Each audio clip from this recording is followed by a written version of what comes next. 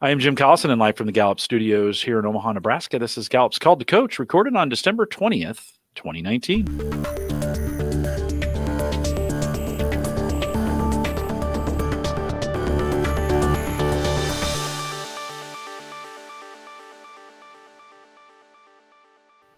Called to Coach is a resource for those that want to help others discover and use their strengths. We have Gallup experts and independent strengths coaches share tactics, insights, and strategies to help coaches maximize the talent of individuals, teams, and organizations around the world. If you are listening live, we do have a chat room that's available for you. Actually, the link to it's right above the main video window if you're on our live page. Head over there, join the chat room. We'd love to have your comments and questions during the program. We'll answer those live. If you're listening after the fact, you can send your questions to us via email. Send that to coaching@gallup.com. Jon Sexton serves as our host today. He's a senior vice president of culture and leadership development at Vibrant Credit Union. In his role, Jon focuses on employee engagement initiatives, developing unique leadership development programs, and sustaining vibrant, surprisingly different work culture. And if you work in a bank, you'll know what I mean here a little bit later. As a certified strengths coach, Jon facilitates both workshops and individual coaching to help team members understand how to tap into their natural talents. Jon, thanks for putting the team together. Welcome to Called to Coach. Absolutely. It's a pleasure to be here. We're excited. Good to have you. You weren't offended there when I called the credit union a bank, were you?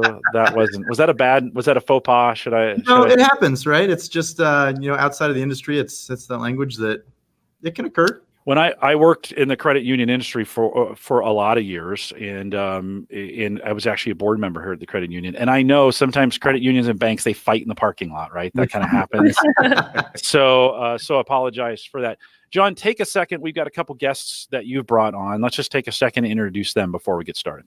Absolutely. So it is my privilege to introduce two of our outstanding leaders within the credit union. In the middle here, we've got Michelle Prohaska, who is our VP of Risk, and she does all kinds of really cool legal things that are right over my head. And then we've got Dominic Musgrove, who is our branch manager at our Elmore location, which is located in Davenport, Iowa. And for context, we're right along the Mississippi River, in between Iowa and Illinois is where we're based out of. Welcome, both of you, Dominic and Michelle. Great to have you on here. This is kind of exciting. I don't do this a lot. Usually we do kind of one-on-one interviews, and I told Jon I'd like to kind of do more of a group. So thanks for agreeing to do that. Yeah, thanks. As well. It's great to be here. Yeah, no. Jon, let's start with a little bit of history on Vibrant. Like, how did you guys start doing what you're doing there? And just give us a little background and history at Vibrant. Absolutely. So my history, I had spent about a little over 10 years in higher education doing a lot with leadership development, a number of personality inventories and what they look like in the big picture. And I remember when we first heard about Strengths Quest at the time, I kind of thought, okay, here we go, another personality inventory. What's it going to look like in the big picture? I had a assistant director at Iowa. Her name's Tina Arthur. She's a huge strengths advocate. And she said, Jon, we need to do a workshop with the student leaders. And I said, okay. So we did it. And I was amazed by how quickly they adopted the language and got really into the concept of strengths. And from that point forward, in about 2010, 2011, I started to get excited. I'd spent a year or so at Gallup College where I had another strengths advocate named Annie Butler that was really excited about it. We were doing things with our team there at Grinnell. And then some folks at Vibrant Credit Union reached out and said, hey, would you ever come here and do leadership development? And my first reaction was, no, I have no desire to go to a financial. I had a lot of assumptions about what that might mean in the big picture. Our CEO, Matt McCombs, just said, come up, meet with our leadership team, see what we've got going on. And I remember walking through the building, and y'all know our culture. I just walked through and thought, what is happening? This is amazing. There was just a real good energy, a lot of excitement. And when I sat down with the leadership team, they said, we want to create something different. We want to create a culture that's genuinely dedicated to leadership development and what that looks like in the big picture. And so within about 3 months of coming, I started at Vibrant in the fall of 2015.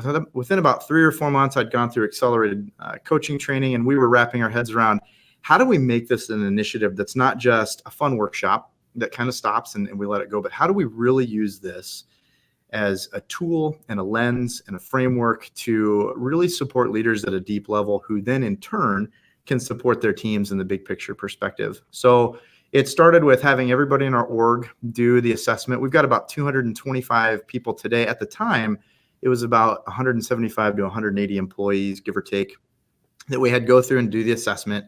And that initial part, it was interesting because it was, we were starting to hear some things from leaders from the lens of, okay, how do we use this to hire?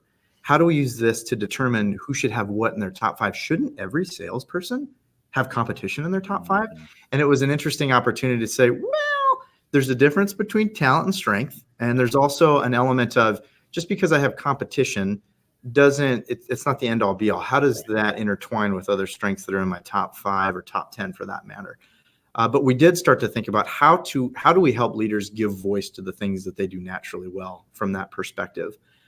We had done that for a few months. We started to dive into in-depth 34 coaching for a handful of VPs and executives to really get a deep dive into what this could look like when we really started to apply it. From there, we had some outreach from Gallup and started to have some conversation around the idea of how are you measuring engaging employee engagement? How are you helping to drive that within the organization? So from that point, we dove into the Q12. We started to really think about using that as a measure for our leads to understand what was energizing their team and perhaps where there were some gaps, providing some tools, not only for leadership coaching, but then for leaders to think about how do I coach my direct reports and validate who they are from the perspective of strengths. That started to get really exciting. We've done that we do it every 6 months or so. We run a full organizational assessment of the Q12 and then tie that into coaching and what that looks like from the perspective of teams and individuals on teams. Every couple months, we put out some type of activity around strengths to encourage managers to say, keep this fresh, keep it up to date. All of the folks in our organization get a cool little branded name tag that has their top 5. So when you walk around the building, you get a sense of what does that look like within the context of the organization. So I can hold that up. Yeah, no, hold that up. Yeah, there we go. Thank you. Yeah, so it's just a neat little way for us to have our color, our brand, our identity tied in with that idea of strengths. And so within everything, it's how do we tie that all together and really integrate at a deep level. And then finally, most recently on LinkedIn, we do for the most part, a weekly interview with different folks within the organization. Dominic and Michelle have both done one to talk about what do you love about your job? What is it about our culture that resonates? What is it within that element from a team-based perspective that resonates? And then how do you get to use your strengths on a regular basis? So we have people giving voice to what different strengths look like for them. So I put those out weekly on LinkedIn, and on occasion we'll put them out on our centralized platforms as well. But it's a really cool way to continue to tell that story and to keep it point of mind for folks throughout the organization. Jon, one of the struggles for a financial institution is that they're spread out all over the place, right? You have branches, you have these little tiny pockets of individuals all around, as opposed to maybe being all in one place.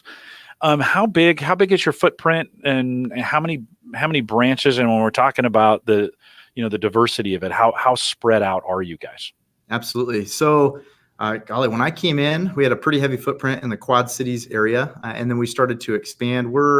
I describe it as throughout the Midwest today. We're as far west as Des Moines, Iowa, and as far east as Covington, Indiana, and then we have a support operation out in Reno, Nevada. So we've kind of got folks all over the place. But to your point, right, one of the challenges with that is how do we make sure that everything that's happening within headquarters is felt and experienced by everyone in the organization? An interesting element is folks at different locations might say, well, I kind of feel like I'm on an island. And it doesn't matter if you're at one of our key branches here in Moline, Illinois, at our South Park location. It's less than a quarter of a mile from where we're sitting right now. The voice that some of those staff members will give at times is similar in some ways to what folks experience at Reno, Nevada, and just a handful of remote employees. But it's the same thing as how are we making sure to have touch points with them to just ensure that they're feeling what we're feeling on an everyday basis. So one of the ways that I try to do that, and I feel just really privileged to have the opportunity to have the autonomy to get out and travel and to meet with all of our leads at location, to meet with the staff members at location. And I can't be there all the time, but it's really different than just setting up a video call once a year and saying, hey, how you doing? Things going well? Awesome. Go Strengths. And then it's all wrapped up. Right? There's a different element when you get face to face, and you get to sit down in a room and talk about what that lived experience looks like in the big picture. I just got the opportunity to go to and come back from London, and that's a similar experience where it's nice to be on the ground seeing people as opposed to just, could you do it virtually? And we're doing this virtually, but there's great impact. The next time I'm in your neck of the woods, I'll need to stop by and see you guys, because there's a different impact that happens when it's done in person. Now, you can't always do that. You guys top 5 only? Are you doing 34? Have you been gaining? What kind of insights have you been gaining out of some of the work and the coaching that you've been doing there? Maybe amongst the 3 of you, you can talk a little bit about that. Yeah, so I'll hint at it, and then I'm going to let these folks give voice to what that looks like for their experience, and y'all can be real, right? You're not going to offend me. As we go through that coaching dynamic, I meet with all of our leads, managers, vice presidents, executives, anybody that has direct reports on at least a quarterly basis. So within those quarterly conversations, we're talking about what's going well, what are the challenges within that. It's a non-supervisory dynamic. It's almost, sometimes I describe it kind of like being an internal consultant, in the sense that no one directly reports to me, but they know that our conversations are our conversations. We can be open, we can be real, vulnerable in a lot of ways. In what that looks like for those leads. We also talk about strengths. We're regularly folding in that element. On the full 34, we kind of slowly roll that out as folks want to dive into the full 34 experience. I won't release a full 34 report unless the lead commits to going through a 3 to 4 part coaching series where we're looking at that report for them, what that looks like with their direct reports, and what the context of the team looks like all around. So on occasion, that comes out. Michelle's gone through that element. All of our staff members get their top 5. And even there, Jim, you've given voice to this in the past. There is a lot that you can delve into just within a top 5. I think the fun part and kind of a unique challenge for me is occasionally I'll have somebody with a top 5 and we'll take their strengths insight guide and say, all right, let's see what hints we can get at for your 6 through 10 and kind of dive in there a little bit. But it looks different for every lead in the organization. But that said, I'll pass it off to y'all. Yeah. You want to go first? Oh, ladies. Okay. So definitely the coaching experience for me. I did go through my full 34 with Jon, and we did three weekly sessions of that. And it was a really cool opportunity to both get a better understanding of what those strengths are that sit outside of my top 5, but then also to be able to attribute some of those to my staff. So I oversee a few different teams. I have our compliance team, our quality assurance, our scanning departments, and then our internal audit. And so we got to map out a team grid and see, where everyone's strengths sat. And it was really interesting because we all have a lot of analytical type of strengths or deliberative responsibility, kind of those things that when you think of like an auditor, you're like, yeah, that makes sense. But there were also a lot of strengths that maybe don't sit on my top 5 or my first 10 that I really got an opportunity to see how they apply to my staff and then in turn use those with them. One of probably the best parts that I took away from some of these was just how to incorporate them for my staff. I have some staff that have belief or responsibility in their top 5, deliberative, analytical. And so pieces of woo, we have a couple people with woo, which Jon's a woo, so and woo's not in my top 5. I joke that empathy is probably like number 32 on mine, but I have a couple staff members who empathy sits very high for them. And so just taking that information and learning more about it and using it to how do they incorporate those various strengths into their roles?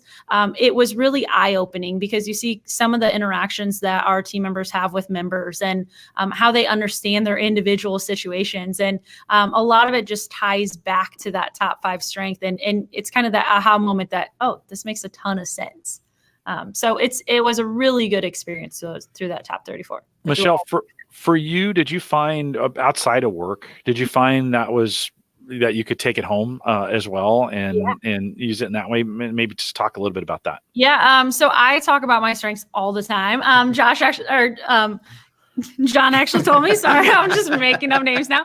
Jon actually told me, he said, yesterday, he's like, you're pretty enamored with the learner one, and learner is my number 1. And I tell people it's when I took that top 5 strengths, I was like, this makes 100% sense. I had graduated law school, and my husband had told me at the time, he's like, so what are you going to do next? It just flows a lot throughout my work and my home life. It factors into a lot of the hobbies that I have and the things I like to do. And so when I went through coaching, I was actually, my mom works in the human resources area. And so I called her and I was telling her about it, and she was super excited about it. And it's just, it's something that I find myself bringing up a lot. And every time I do, I'm like, John's probably like fist pump in the air right now, but it definitely flows inside and outside of work. Yeah, it's interesting that you say that, because you called out the learner, and then I think what happens is people learn that about you. They begin to then find situations where they could take advantage of that or encourage you in that, like, oh yeah, of course she would want to do more of these things, and it becomes less of a, oh, gosh, she's always wanting to do this, as opposed to, wow, how can we find more ways to kind of encourage her in that way.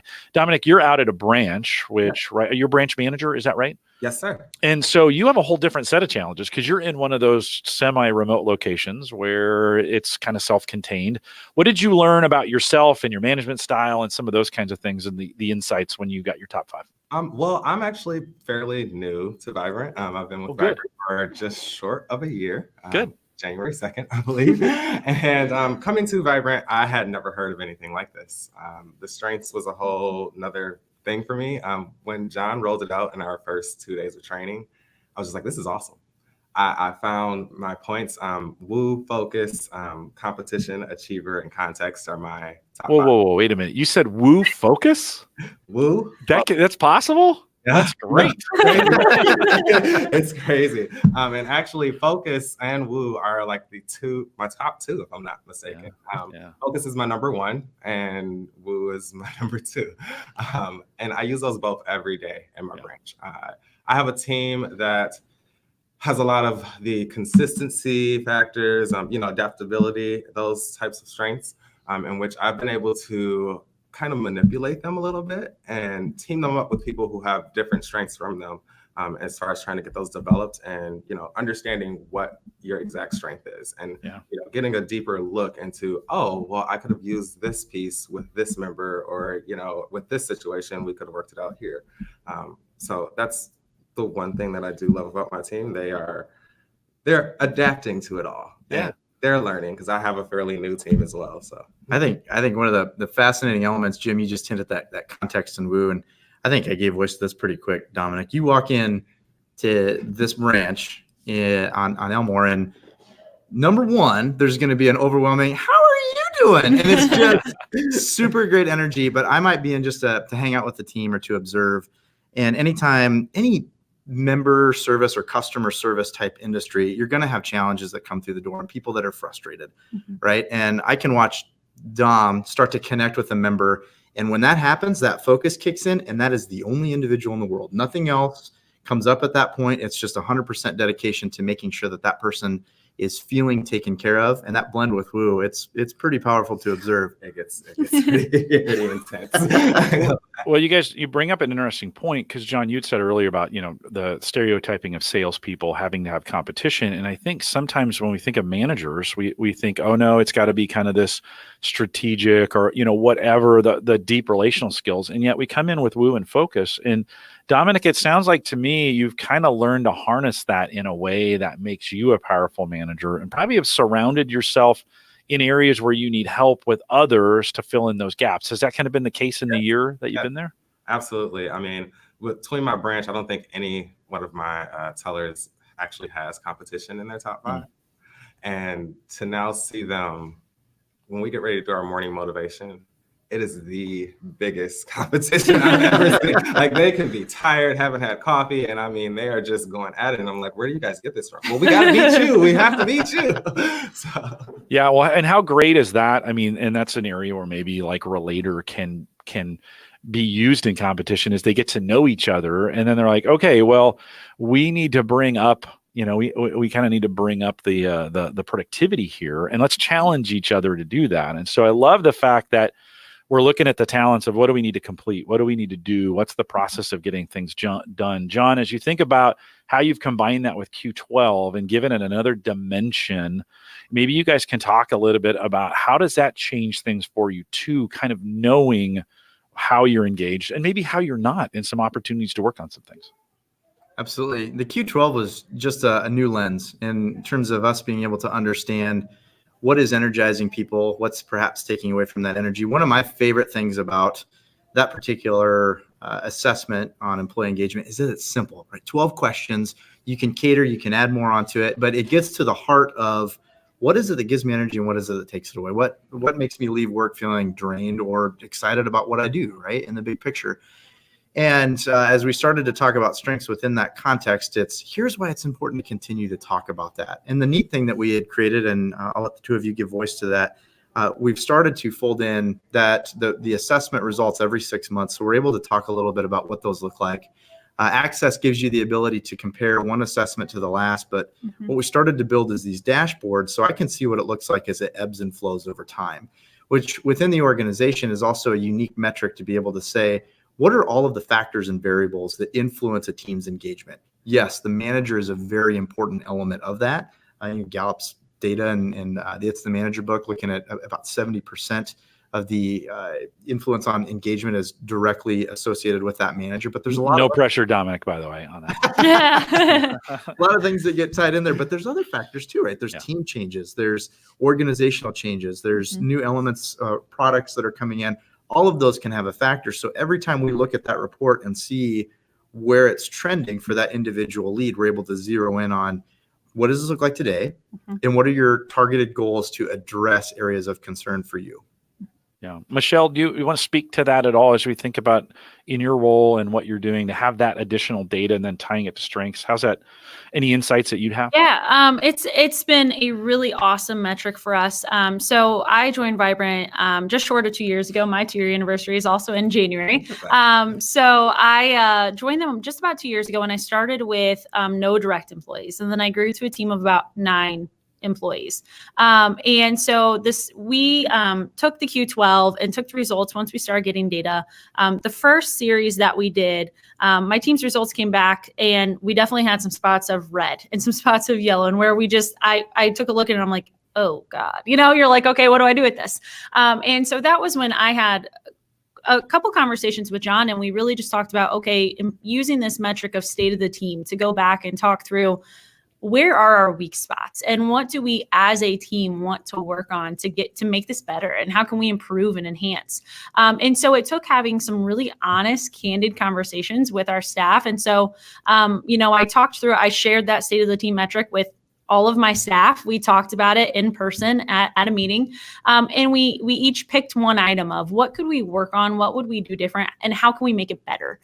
So one of our metrics that we had struggled on was I have a best friend at work. That one is, a little one that I think a lot of orgs struggle with a little bit in just defining what that is. And so we talked through, where do we struggle with that? Is it, we have a remote employee, and if they feel a little, kind of that sense of being outside of, the main area. So we kind of talked through how do we change that? So that employee comes on site about once a quarter now and comes for a day or two and just gets to hang out with the team and get to know everybody. We go out to lunch. We try to do something fun. So we just did a white elephant exchange a couple weeks ago.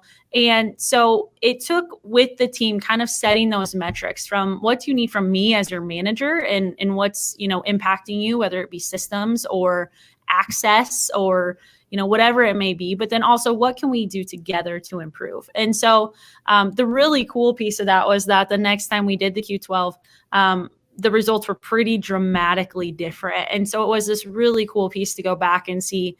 It was just that measure of how that change kind of happened.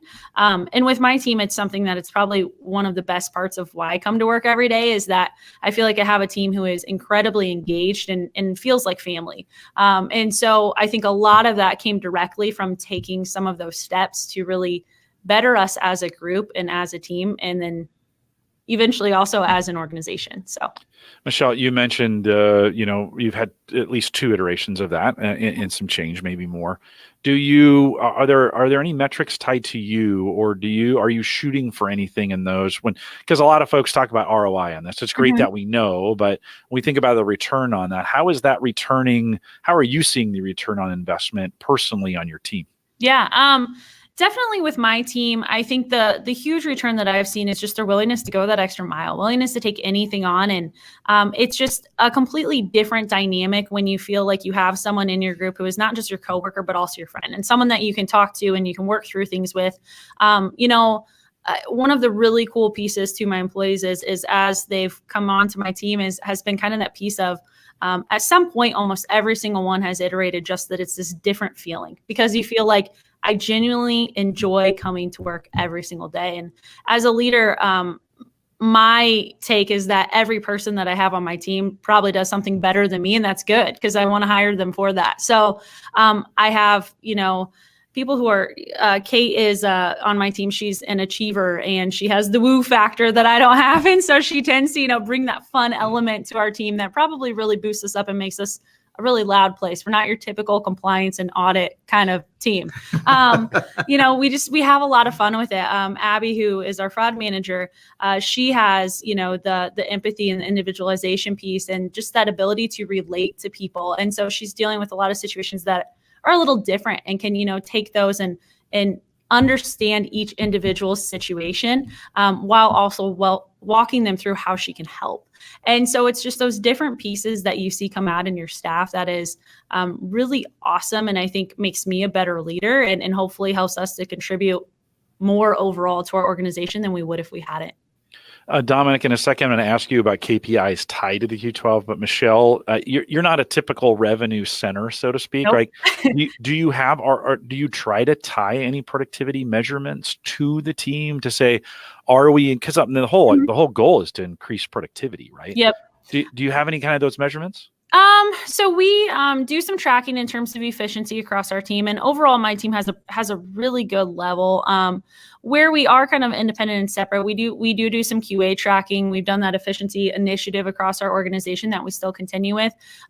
Really, for me, where I have looked at, over the course of the 2 years, I've had 2 employees move on to different roles or different organizations. And probably my measure of success is that their time here has been something that makes it really hard to leave. Sure. And so I think when you look at that and it's, changing that team dynamic so that when you come to work every day and it feels like the place that you genuinely want to be every day and you want to do your best work because you are happy coming to do it, it's not really a tangible metric, but it's one that has definitely been a shift across our team that I've seen and definitely enjoy getting. Yeah, well, retention is one of those metrics, right? And it's very expensive, about 1.5 times the salary, their salary to replace them when they go. And so retention can be one of those KPIs that you use, Dominic, out in the branch. I'm sure you're held to some financial KPIs.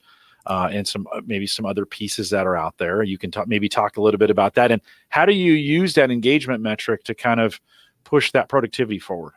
Well, we do kind of track of some sort. We do have like an efficiency tracker in which we do kind of, make sure that we're keeping on track with everything.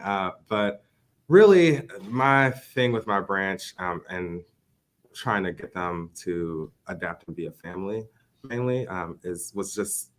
I'm sorry. So sorry. I lost where I was going with this. Let me bring you back to it because I think I know where you're going, and then just interrupt me when it comes back. But both of you, as you're building engagement in a branch, and that starts bleeding over to your customers, like when they feel like the branch is a family. Yeah. And they're a part of that family. A credit union's job isn't always to be at the highest profitable level. It's to serve the customers in a way that increase their own financial well-being, right? When we think about that. And so when they come to the credit union and they're being served in that way, your KPI is really repeat business, right? Or repeat customers, or how the customers feel about that. So as you're creating this environment of family, do you feel like that's changing the effect that they're having on the customer? Yes. I mean, even the development that they have with each member, We have people, we have new staff that comes in, and when those members come in, they try and treat our new staff as if they're family. It's come across the whole, it's come across in the whole branch, really. I mean, when you walk into our branch, you actually walk into our family photo center, where you see all of our baby pictures. And then not only that, you do see some of the pictures from when staff members came in. We celebrate mortgage payoffs. We celebrate, those big wins. We know that member's child is going off to college and is getting ready to graduate from high school. And those are the wins that I see with our team here. We try to, incorporate that family dynamic and just making sure that everybody's opinion counts, really. As I was on the Gallup Federal Credit Union here on their board, we would actually then count a number of services per family unit, or however that worked out, to kind of know an effectiveness, not necessarily track a dollar amount, but how many of our services were we using, or were they taking advantage of? Because we marked that that was kind of the customer engagement and a metric, right? That you could follow there. Dominic, have you seen then as you've been there for the year and as you've had have you had 2 iterations of the Q12 then? Yes. Go through? Yep. Any difference between the very first one and the second one that helped you as a manager? Definitely. It was a very drastic change from Q1 to Q4 now. I scored overall, I believe, 4.71, if I'm not mistaken, on that, with one of our lowest scores, which Michelle had mentioned this, was, do I have a best friend at work? That had actually jumped about, I think, 1.25 points from the previous quarter, which really helped out a lot. I think as we brought the new staff in and getting to have those, team bonding experiences, I take the staff out for, different little things. We'll go out to dinner every now and then, or even we'll take the kids to the trampoline park, and I think just having those little pieces there has brought them together a little bit more. Granted, we kind of shift around people here and there and help other branches out, which brings us back to the org itself, where we get to know other people outside the org as well. What's great about that question, Q10 gets a ton of questions, objectionable, like, why is this best friend? It's crazy, kind of thing. But just the fact that it does, and you start thinking about it, and that having this idea of having friends at work changes the equation. Jon, I'm sure you see this across the org and the leadership development. That's the only question we've talked about. There are others about being able to, do I have the right materials and equipment to do my job? And the most important, do I know what I'm doing here? Jon, as you've rolled this out across the org, have you seen any changes org-wide where maybe those start to roll up all the way to the corporate level? I think across the board, we're constantly telling the story behind those questions, not trying to engineer responses, but helping folks understand what they mean. And as you were talking about that, this resonated. When we first rolled out the assessment, I've got a colleague that has moved on to a new opportunity, but we would talk all the time about her strengths and what that looked like. And she was infamous for saying, I hate that best friend at work question. What does that even mean? My best friend doesn't work here. And I'd have so much fun with addressing that with her. And I said, you know what, Shelley? I'm going on the bestie campaign. And you and I, we have a lot of fun anyway. So now we are officially besties. To this day, when I run into her or when we interact on social media, I'm like, hey, bestie, how you doing? So it was a 6-month dynamic where I would just make it a point to go overboard with celebrating things that were going on in her life. Or if it was her birthday, I think I came in with a kazoo and performed happy birthday. And I just said, hey, Q12's coming.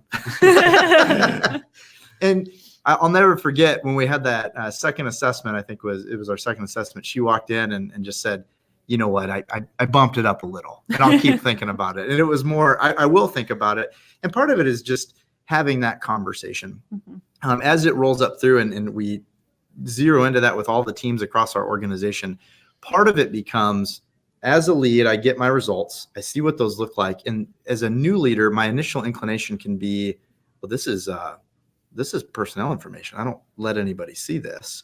And it's reinforcing that idea. No, this should be very public with your team. You should talk through all of these results, be open and honest about where the challenges are and where the successes are. Ask the team what it is that they want to focus on or where they feel there's gaps.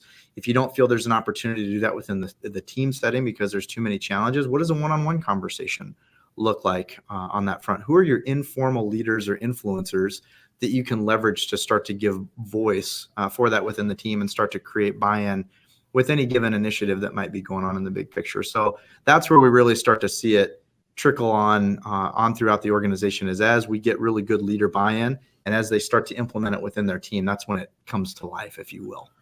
Michelle, have you found that now that you've got these 2 data points, and there's more, it's more than that, but let's just say strengths and engagement together. Have you done any work where you've needed to move or change the roles of individuals on your teams to kind of tune that up a little bit? In other words, I know we've got you in this role, but you're so much better at this. Dominic, I'm going to ask you the same question, so be thinking about an answer there. Have you seen that, or maybe some job crafting? You've been able to do some job crafting, or just kind of shifting roles and responsibilities? So across my team, most of the roles and responsibilities have actually stayed the same, but kind of where we've taken some initiatives and just looking at how we define the role and what goes into it. So one of the things that I started doing with my team over the last few months is actually some of the feedback was more connection. So we started doing these risk monthly meetings, and it's an opportunity for my entire team, which includes our remote employee, remote team member, to join in. And it's kind of funny because they're not necessarily intended to be strengths-based, but that's kind of what they've ended up being. So one of the things that we did is we actually sat down, went around, talked about what each person's top 5 strengths were. And then the engagement activity that Jon had given me had 4 questions to it. And, it was, you get the best of me when, and then you filled that in, here's the value I bring to the team. This is what I need from you. And then you can count on me to do this. And one of the really cool things that kind of organically came out of that conversation is we actually switched it up so that we weren't writing it about ourselves, but we kind of put everyone a little bit on the hot seat, and your team members responded to that question for you. So it was this really cool piece where you knew what their strengths were, and you said, where do you see that and how they operate? And so it was this really awesome opportunity for them and for me to take away a ton of insight into how they operate and what flows into their daily tasks and the manner in which they do things. And it was this really awesome session because I don't think that anyone could have walked out of that meeting not feeling really good about themselves, because your coworkers saw those strengths and saw how you exemplify them every single day. And it was just a really cool opportunity. So that has definitely flowed into my understanding with my team of, how they prefer recognition or praise, or what they need from me in order to feel successful or feel like, they are deriving value. And so that's been a really, really awesome piece to get out of that conversation. That's a way to get development and recognition at the same time. That's kind of sneaky to do it that way. And it was a really cognizant, it was an aha moment for me because I like praise, but I'm not driven by praise. So I'm kind of that work in silence type. And on the flip side of that, a lot of my team, they just needed that encouragement, that support, and that you're doing things, you're doing a good job. And so it was definitely a sneaky way of not realizing that I was giving that to them necessarily, but it's driven this focused effort to be more present and to be a little more cognizant that may be one of my blind spots, but is something that they really get value from. Yeah, well, one of the questions in the Q12, praise and recognition in the last 7 days, and that's a great way to ensure you're getting those opportunities for them to do that and get development at the same time. So super great job. Dominic, when you think about in that same spot using those 2 data points, how have you seen that work for you? Well, I've actually had a few people move on from my team and actually come to corporate. One person in particular is Erin. When I first came to Vibrant, she was kind of my right-hand go-to person. She knew everything about the branch. She knew what was going on in the branch. And I seen in her that she could have the ability to, she could run anything. She was so organized. That was the number one thing. Organization, I think that was like her 5th one on there, but it was great. And from there, I was able to kind of, ask her those questions, important questions. I said, what do you want to do? Where do you see yourself, within our org? And I think asking that question to everyone on my team, it has really brought some insight to me as far as, where can I develop them, and what pieces of this Q12 am I missing? What pieces are they missing out on? And then what other strengths we can grow. But with Erin, the organization tool, she's actually been able to move to our corporate center now and be our Corporate assistant. Corporate assistant. Yeah. Yeah. And now Well, how great is that, right? When we think about the needs of the organization and you're on the ground to see that, and you could be selfish and say, no, wait a minute, I need you here. Or you might have a greater impact on our organization as a whole. And it'll probably come back to you, by the way, at some point, right? That the universe kind of has a way of orchestrating that where it comes back. But you say, no, I think there's we got a better spot for you. And that gives it, and that just creates better engagement along that way. Jon, when we think about keeping this going, and we've had some great examples already from all three of you talking about how you're doing that. But from an organizational standpoint, how are you guys ensuring, because this is the hardest thing for orgs to do. You mentioned this at the very beginning of the program. Like, we didn't want this to be a one and done. And so organizationally, what are you doing to ensure that this becomes more of a lifestyle rather than as something we just do to get a score? Yeah. I think a big part of that is just keeping the language on the fore, right? Consistently talking about what strengths looks like in the organization, what it looks like for our leads. We're thinking about different ways to incorporate that into developmental opportunities. Michelle gave voice to that idea of what are the tools that trickle out at different times to make sure that we're keeping the conversation current. I mentioned earlier, we do a lot of storytelling. That's probably my communication coming out full bore. I love to tell a good story, and I love giving that voice to others. Sometimes there can be some hesitation on, okay, what do you want me to talk about? How do we do this? Just tell folks what you love about your job. How do you get to shine? What are the strengths that come out within that? And that lens of our team members giving voice to their strengths is much more powerful than me posting videos of me talking about, this is what this strength looks like in our organization. When I hear it from the person that works two rows down from me, or in a different area of the building, or in another branch for that matter, it's a way for us to bring those stories to life. Another element, we talk about that branch dynamic. There are folks in this organization that people may not interact with on the daily. They may not interact with them within the year, but they know who they are because they're intentional about posting and engaging on these different elements within our internal social media. The other piece that we've done, golly, in the past 6 weeks is we're trying to think about ways to make sure that there's developmental opportunities for this across the board. So one of the challenges that we knew we wanted to zero in on was, how do we create a deep level of understanding and buy-in from our leaders in the organization? That was our primary focus, because they can in turn reinforce that with their respective teams. Constantly helping our executive team give voice to why this matter, what it looks like in the big picture. I'll come back to ROI in a second on that. But there's this element of getting really great buy-in there. Once we got that buy-in, it's making sure that our staff members and our team members all over the organization had opportunities to learn more about this as well. We posted a few times in the past, couple months, we did a series where we looked at our top 5 in the entire organization. So what were the most frequent strengths in our org across the board? And then we pulled some of the Theme Thursday webcasts with you and Micah, and I just watched that with anybody that wanted to come for that particular strength. And then we spent 10 minutes watching the mini webcast. And then as a group, we just talked about, if you have that strength, what does it look like? If you envy that strength, why do you envy it? And what do you wish you had when it comes to those elements? And then how do we support one another within that context? And the other piece, we just started this a few months ago. We have a new Exploring Leadership course is what it's called. Built out a curriculum, and I lead this group. We identified some high performers in our organization that we feel could have some really great leadership potential. And we identified that through an application process. So if someone has an interest in leading others, how do they have an opportunity to give voice to that? How do we identify those folks based on their application materials that we want to get in this program? It's a 6-month intensive learning process that has a very strong element of strengths from the perspective of, how do I understand myself?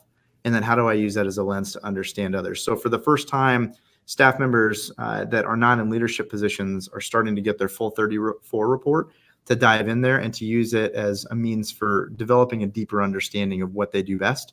And on the flip side, what they know is going to drain their energy.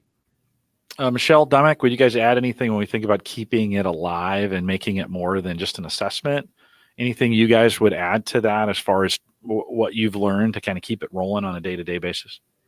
Definitely for us, it's just been definitely those initiatives that Jon has kind of going, the state of the teams that we do after we have those Q12s. And then the monthly meetings that we've built in. So we just try to really keep that going within our teams. And it does become a topic of conversation. I think as you learn more and more about each other and how you work, it just kind of naturally bubbles up a lot of times. And I think when you keep it top of mind, it's one of those pieces that also influences how you work. So so I have learner, achiever, maximizer, communication, and consistency. So achiever is my number 2. And I have an employee on my team, Kate. Achiever is her number 2. And so one of the things that like just having that knowledge and using it day to day, what we've learned is like, we are the yes people. So generally we will continue to say yes. And I think in combination with learning, anytime there's an opportunity to do something different, I'm like, yeah, let's do it. But one of the things that I've had to be cognizant of, because we both have those strengths, is just that just because you have achiever, you have to then kind of prioritize and figure out that sometimes it will mean you put too many things on your plate. And how do you kind of counterbalance that? So it's something that as we just talk about it on a rotating kind of consistent basis, it just stays top of mind and kind of flows into your daily interactions with each other. So, Dominic, anything you'd add at the branch level, keeping things rolling? Yeah, the one thing that I see us doing all the time is just repeating to ourselves what we have. We also do take the Strengths Finder book every now and then and just kind of look at, what is my strength? Jon actually just came by recently and gave me this lovely little printout going over a few things as how to relate each strength to different situations, pretty much. And it was like it was beautiful. We were actually able to sit down and I showed it to every team member and showed them where they fit within our team and how that strength went to their everyday life. I have a few gals who have, other things going on outside of work. And I'm like, well, you see that relates to that there. You should really try and dive into that a little bit more. So just always trying to make sure that you're using it in work and outside of work. So that way, you know what you are really. Yeah. No, it helps keep that conversation rolling, right? Just that conversation. You showed the name tags in the very beginning, posting those in a public place. At Gallup, I can't get through a day without having maybe 5 strengths conversations. We talk about it so much. We have a club. We have a happy hour on Wednesday for arrangers. So like if you have a ranger in your top 5, you get invited to this, and anybody can come if they want. But it was a group of us arrangers who I have at number 1 who said, hey, let's just get together and like it'd be fun to get together and have these similar conversations. So it sounds like your achiever, Michelle, when you talk about, finding that achiever, a good way sometimes to group up the like-minded folks and talk about how have I been successful with this. Speaking of being successful, Jon, you started a video series. I think you alluded to it. You're doing it publicly, but it's vibrant employees and you're kind of interviewing them. Talk a little bit about that. And where would I go to see this if I like for my own organization, if I wanted to do something like this, how'd you get it started? Yep. So actually it was, we went to a local association of talent development meeting, and there was an individual that presented a little bit on, here's how we create good video content and what does it look like. And I remember sitting in this presentation, and the one thing that I really cued in on was this individual started to talk about the importance of sound quality. If you've got good quality, you can have okay video, but the sound element is going to be really important to keep folks engaged. And I watched that, and my supervisor was with me, and we were sitting watching, and we came out of that session, and both of us said, we create some pretty fun video already. What would this look like if we started to implement it in a way to tell that story and start to amplify things within the organization and externally as well?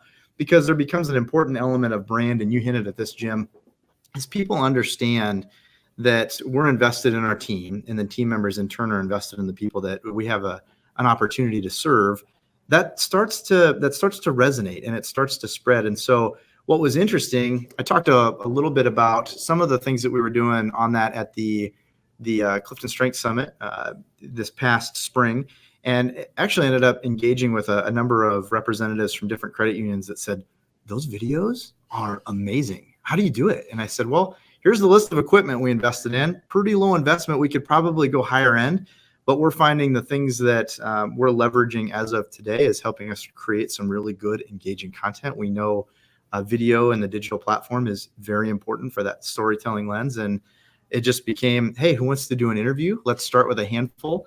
And as we started to air those internally, again, it goes back to that sense of, I don't necessarily have an opportunity to interact with Avi out in Reno, Nevada, but I hear him give voice to the initiatives that he's driving out there and how he gets to use his strengths. And all of a sudden, I feel a different level of connection with that individual, even though I maybe have not interacted with him. And then again, externally, it's just interesting how people will say, how do you do this? And it's, well, have a dedicated resource. Identify a strengths champion or a certified coach that you can start to give more opportunity to engage your team with. Jim, you gave voice to that concept of job crafting. And I couldn't quit thinking about that when you referenced it the other day on another podcast. I was just fascinated with that idea because I thought about coming here. When I first came into the organization, I was doing a lot with traditional HR and training and administration. And pretty quickly, our team identified, man, people come to you for coaching all the time. Mm-hmm. What if we turn that into a dedicated resource? And I said, I'm in, because I think it'll be really powerful and really fascinating. And it's just constantly thinking about different ways that we can implement that in the big picture. Jon, I think the easiest way for folks, if they wanted to see that, they're listening to this, they want to see examples, maybe go follow you on LinkedIn. Is that the best way? And you post them there, or are they somewhere public? So you can follow me on LinkedIn, or you can search my name on Vimeo, and it's a vibrant account, but I post all of our videos on there in a public manner. So weekly, you can see whatever's coming out next. But if you wanted to root through and kind of check out the entire catalog, all of that's available on my Vimeo page. And all of those videos run anywhere from about 6 to 10 minutes. We try to keep it pretty drilled in there, so it's not overwhelming with the information, but it's a good way to highlight all the outstanding talent in our organization. I love that you're doing it publicly. I think videos are a bad idea, just to be honest, but I'm just kidding. Michelle, Dominic, do you get a chance to use those in your, we hear all the time, hey, I'm using Theme Thursday. Do you guys use your own internal videos? Do those get discussion? Are you finding a way to find value in them at the local level? So I did one of Jon's first videos, but ever since then, every time one comes out, it's actually kind of cool. When one comes out on the bulletin board, we all message each other and we're like, okay, when are we watching it? And we actually watch it as a group. So we get together we sit around someone's computer and all pull up a chair and hang out and watch it. And it is absolutely a really cool opportunity to get to feel like you're getting this level of interaction with someone that you don't see on a daily basis. So whether it's our team out in Reno or some of our branches who, we may see once or twice a year, it's just a really awesome opportunity to get a feel for what their job is and what it's like and what makes them enjoy every bit of it every single day. So it's something that we absolutely use at the local level. And we're always waiting for the next one to come out. So Jon can't stop them anytime soon. I think one of the cool things is you hear there's the element of strengths. It's important, but people have really started to tell amazing stories. And so I start to learn not only about Dom's strengths and about the things that he drives on a day-to-day basis, but you had a powerful element in your video where you talked about the impact of your grandmother. And it took all of my being, I'm an emotional person, to not just lose it because it was such a powerful story. But then people in our organization look and say, that's Dominic, right? That's not the branch manager of Elmore. That's a person and that's doing some really powerful things. Or we had a personal banker that talked about this idea of, man, I had an opportunity to serve a member, and she gave voice to the story that they had passed away. And she got the news because she was working with him on setting something up. And he said, you know what? I don't know that's going to pan out. And she started to well up and again, just broke down and talking about this connection that she had developed with this individual. And it helps us paint this picture of this focus on relationships that we're constantly trying to delve into, whether it's interpersonally within our teams or, again, with the people that we have an opportunity to serve. And sometimes how we collaborate and coordinate with other organizations as well. Dominic, on the corporate side, sometimes it's easy to make these videos and just watch them because you're in an office or in a cube. That's not always in a branch. That's not always possible to do those kinds of things. How are you encouraging folks to watch them, or how do they consume them? Well, for my branch, I actually elected a few people to do videos because I just kind of felt like, they didn't know people. And when I did my video, I mean, as many people who contacted me about my video, it was astounding to me. Like I didn't even know half these people, and they were just so interested in my story. So I'm kind of rolled out my team and was like, hey, a couple of people are going to do this here. And they really enjoyed it. I mean, Melissa's actually was just posted recently, and we all got to sit down. We do exactly what Michelle does. So we have a huge speaker in our lobby, so we get to hear it throughout the lobby there. And we enjoy just, seeing who a person really is. Because out of those videos, that's what you get. You really get to see, like, okay, this is their job, but also you get to see that person. Yeah, it's why I do what I do, and get the opportunity to do this around the world with all kinds of Gallup customers that are doing this, and be able to highlight you guys. And I would encourage anyone listening to this in an org to do this. Like, Jon, you're hiding. I always say you're hiding your engagement in plain sight, and I think that's a great, like, why would you not want to share that information? And you probably haven't any problems. There's no company secrets you're giving away. You're putting them out in public. People can watch them anywhere. And I think others can get encouragement from those as well. You're basically kind of taking a derivative of what we've created on Theme Thursday or Called to Coach, and then really spreading that engagement across the org through this YouTube, Vimeo, whatever folks use to get it done. I think that's a great idea. I've been watching you do this. I watched the very first couple that you did, and I'm like, oh, this is kind of cool. And so if you want to get some great ideas on how to do it, just go out and connect with Jon on LinkedIn or find him on Vimeo and kind of study what they're doing there. Jon, great job on getting that going. To Michelle, both to you and Dominic, thanks for being on those. Yeah, thank you. Doing it. Somebody's got to actually show up and do an interview. That's the hard part. Jon, I want to say thanks for helping us today. An hour goes very, very fast, doesn't it, when we're doing this? I want to say thanks for organizing and help it. Hopefully everyone noticed the festive Christmas sweaters that we are wearing. If you're listening to this on audio, you missed the whole thing. You have to go out and watch it on our YouTube channel. Jon, I'll give you 1 more minute. Anything we missed or last comments before we kind of wrap it up? Just a real quick snapshot of what this looks like when you tie engagement and strengths together and you look at that data longitudinally. One of the cool areas we were able to create long-term buy-in from our leadership team was painting the picture of how does engagement ebb and flow. And from looking at that data, I had an opportunity to tell this story at the summit last year, but we have a lead named Claire Roth. And I'm able to take her data and show that wherever Claire goes, engagement follows. And she's one example of that, but it was a way for us to say, how do we know that a leader is effective? It's not used to determine whether or not they're effective, but sometimes you just see an overwhelming pattern of, watch this, we'll drop this person here and amazing things start to happen. Yeah. And so that's where also it can get really, really fascinating. And as different leads look at, okay, how do I start to drive more of that? It creates a buy-in, not from a competitive lens, but that's really cool for folks to see and to think in depth about how they start to drive that more within their team. That's a great idea. I hadn't thought about measuring it at the individual level from seeing the impact they make as they move. That's pretty interesting. That's a new thought for me. Good. Well, thank you guys, all three of you, for coming on today. If you guys will hang tight, I'll wrap things up here and we'll let you go at that point. But hang tight for me 1 second. With that, we'll remind everyone to take full advantages of all the resources we have available now. Gallup Access. Just go to gallup.com/access, or really our resources page, which is gallup.com/CliftonStrengths. Tons of resources available. Hopefully you guys are taking advantage of those out there. We created a bunch of new ones when we made you guys didn't go through that, but we migrated everybody else onto Access with you. And lots of new resources on that page. So if you want to check it out, again, gallup.com/CliftonStrengths. You can send us your comments or questions. Send those to coaching@gallup.com. You can also catch the recorded audio and video of this program, as well as all the past. We have hundreds of hours of these available for you if you want to listen to them. And now this one will be added to that group as well, and we're excited about that. You can catch them on YouTube. We use that a lot. Go to youtube.com and search Clifton Strengths is the best way to do that. If you're interested in becoming a Gallup Certified Strengths Coach, we have a whole list of courses that lead to that. Head out to our courses page, courses.gallup.com, and we have some amazing things coming in 2020. So if you haven't subscribed to us or paid attention to what's going on, you want to do that now. Head over to our Eventbrite page. Go to gallup.eventbrite. I'll wait while you do this. gallup.eventbrite.com. Follow us there. And every time I update a new offering, you can join us live. We've got a lot of great content coming on Called to Coach, a lot of great learning. We'll have some more great interviews just like this one. Brand new season of Theme Thursday that is coming, and a brand new studio. So you guys get to be on the last Called to Coach in Studio B.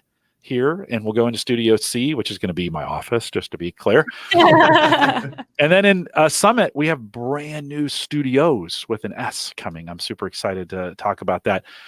Jon, you do this long enough, and maybe they'll build you a studio at Vibrant to be able to do these things. It's only taken 7 years. Is it Studio C or Studio Carlson? Well, nice. Well, we'll determine that as we get into the new year. Join us in our Facebook group, facebook.com/group/called to coach. If you're listening live, and Patricia says Merry Christmas to all, we'll bring her up since she did that. We want to say that Merry Christmas to all and Happy Holidays to everybody that is doing it. We wish you safety. We're going to take a couple weeks off here, and we'll see you back in the new year in 2020. With that, we'll say goodbye, everybody.